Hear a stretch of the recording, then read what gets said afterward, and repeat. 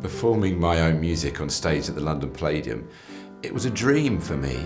If someone had suggested that as a child, I think I would have just laughed, because it was so far from being a reality even up to a few years ago. The fact that I could share this experience with hundreds of students with learning disability is what made it really special. You know, I feel my most comfortable and confident when leading my own group of musicians on stage. I feel that we bring out the best in each other.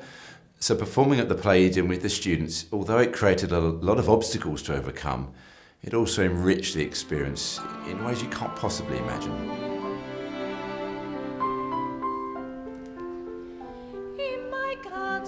The staff had gone into a state of panic really, because we were thinking, how is everyone going to fit on stage? We've not got enough space, we haven't even thought about the wheelchairs yet. But then the students arrived, and it only really took one look at their excitement and their passion for music to decide, actually, it's fine, they're going to be great whatever. When that moment came for me to step out on stage with David Rose, I was ready. Isn't that fantastic, David Rose? Thank you, David, off you go. We've been working towards this for such a long time, and I was full of excitement. As soon as David played the opening melody and I heard the audience cheer, I knew it was going to be a great night. 2, 3, 4. Lovely. The London Palladium was the perfect venue. It's the home of variety, and it was so atmospheric. You could feel the history, the energy, everything. It was an amazing place to perform. You know, when I looked across that stage at all those performers, my students felt just like me. We were all performers on this famous stage, and we were all ready to go for it and to enjoy every moment.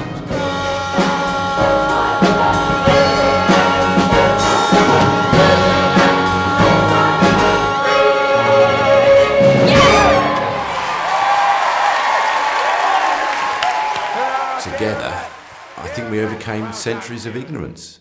We challenged a lot of people who would say that a leading cast made up entirely of children and adults with learning disabilities, that they could put on a West End show. We challenged that and we proved them wrong. Despite the warnings that it was all too much for them, despite those students being on stage for 6 hours before the show even started, and of course all their own personal challenges, they adapted, responded, and surpassed all my expectations. Nothing went wrong, and they gave the performance of their lives. Everyone in the audience had forgotten about the word disability, and they all just sat back in awe. All of the soloists learned the songs, they practiced them, they tried them in smaller concerts, and memorised everything. By the time it was in Act 1 and they were ready to perform, they were just on autopilot. London Palladium, music for everyone. But I think the impact on them will be enormous. Michelle, for example, she was a selective mute and is now a recording artist who's sung at the Palladium.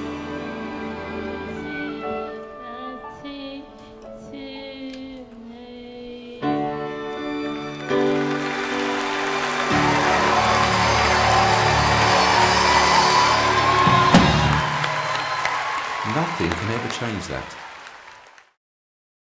I think actually one of the biggest moments that I found exciting was Alex Pallier's drum solo, where he performed the solo and right at the end did that beautiful cliche ending of da da da da da bum bum, which is all you can ever ask for out of our students, and he did it, and he's never done it before, and I ended up standing there with shock and a massive lump in my throat. Well done, Alex! You know, the students, they revel in all of our musical styles because they are all real musicians and they apply the same commitment to all of it as I would. But my long-term goal is to make everything a bit more complicated, gradually, over time, so they have to become more skillful performers.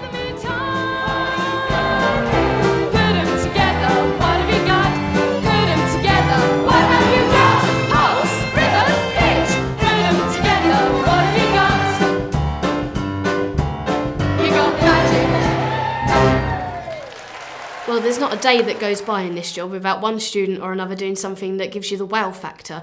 And that's what these shows are all about, giving the performers the opportunity to have that wow factor. But throughout the day, they dealt with tiredness, excitement, nerves, and massive changes to their routine. And not a single person complained throughout the whole day, and I think that's what really added to the show's success.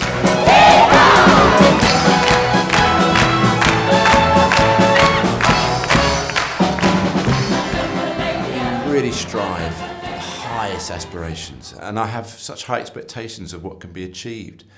Well, I think that's so important, because if people like us don't do that, then we'll all be back to square one.